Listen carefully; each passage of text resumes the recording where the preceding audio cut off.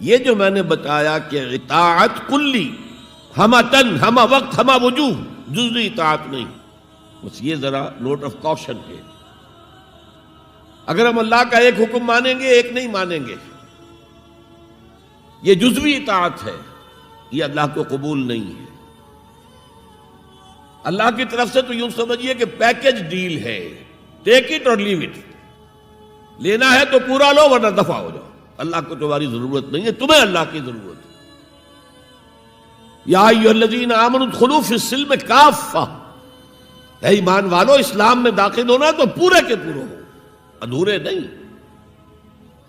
اور سورہ بقرہ کی آیت نمبر 85 کے اندر تو جو وعید آئی ہے، افتؤمنون ببعض الکتاب وتکفرون ببعض، کیا تم ہماری کتاب، ہماری شریعت کے کچھ حصے کو مانتے ہو اور کچھ کو رد کرتے ہو؟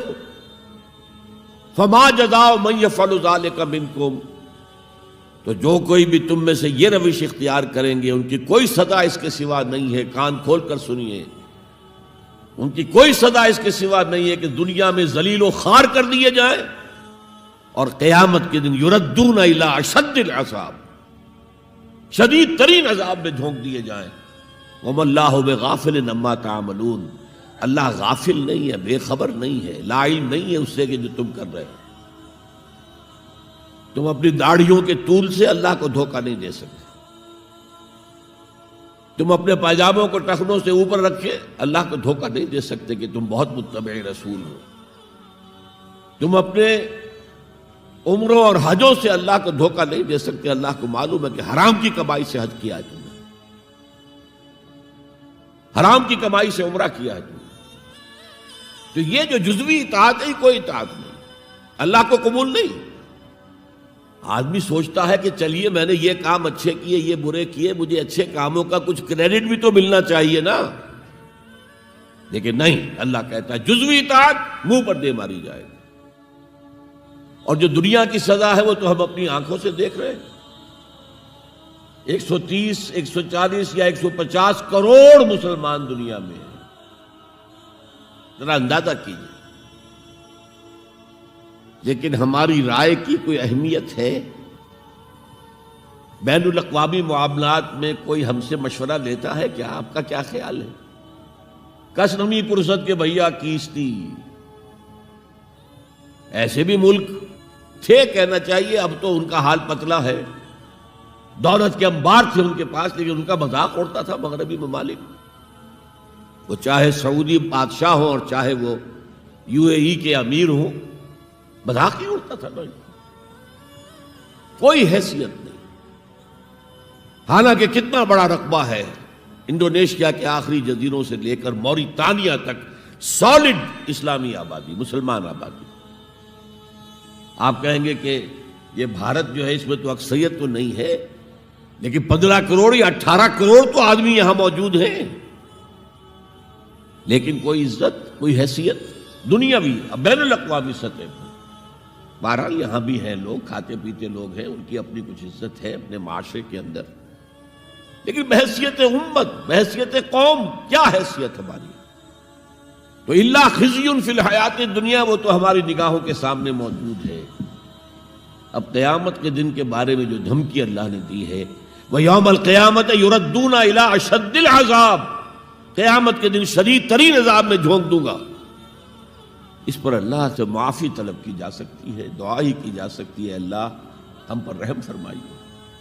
یہ میں نے آپ کے سامنے رکھا ہے فارمولہ، اللہ کی اطاعت جمع اللہ کی محبت، دے گو ٹو میک عبادت۔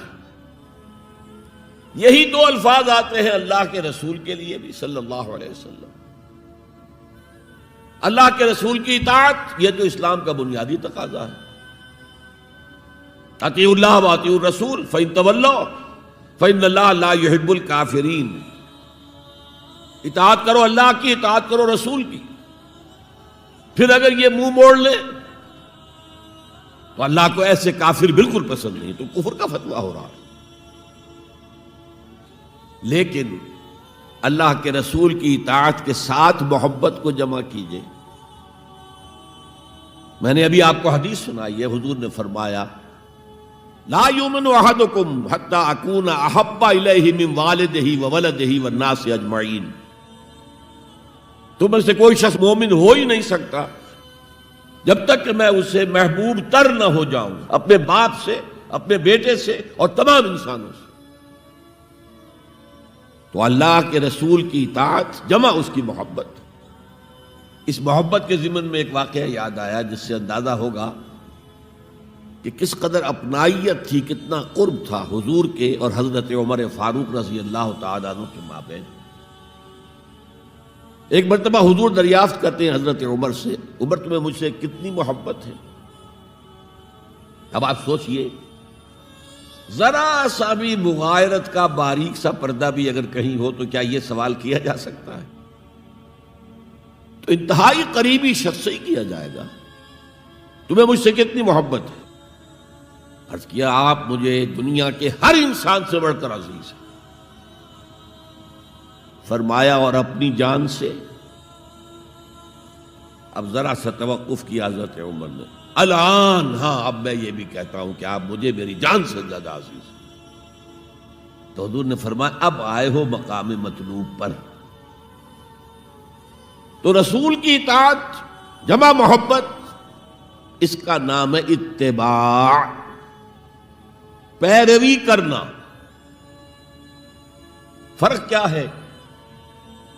اطاعت کی جاتی ہے حکم کی، اور پیروی کی جاتی کسی کے نقش قدم کی، چاہے اس نے حکم دیا ہو چاہے نہ دیا ہو، جو وہ کرتا ہو کرنا۔ یہ ہے اتباع۔ یہ اطاعت سے بہت بلند شے ہو گئی۔ مثال کے طور پر یہ چھوٹی چھوٹی مثالیں، اصل اتباع کیا ہے وہ میں بعد میں عرض کروں گا۔ کوئی ایک صحابی بدو باہر سے آئے، ایک ہی دفعہ حضور کو دیکھا، حضور اس وقت اس حالت میں تھے کہ آپ کے بٹن جو ہے کھلے ہوئے تھے گریبان کے۔ انہوں نے پھر ساری عمر اپنے گریبان کے بٹن نہیں لگائے۔ میں نے اللہ کے رسول کو اس حال میں دیکھا ہے، میں تو ان کی پیروی کروں گا۔ حضور نے کوئی حکم تو نہیں دیا تھا۔ تو یہ جو محبت، شدید محبت کے تحت جو بات آئے گی، اس کا نام اتباع ہے۔ اور اس اتباع کا مقام کیا ہے وہ آیت میں سنا چکا ہوں آپ کو۔ قُلْ إِن كُنتُمْ تُحِبُّونَ اللَّهَ فَاتَّبِعُونِي يُحْبِبْكُمُ اللَّهُ۔ اے نبی ان سے کہہ دیجئے اگر تم اللہ سے محبت کرتے ہو تو میرا اتباع کرو، میرے نقش قدم پر چلو، میری پیروی کرو۔ اللہ تم سے محبت کرے گا، تم اللہ کے محب نہیں محبوب بن جاؤ گے۔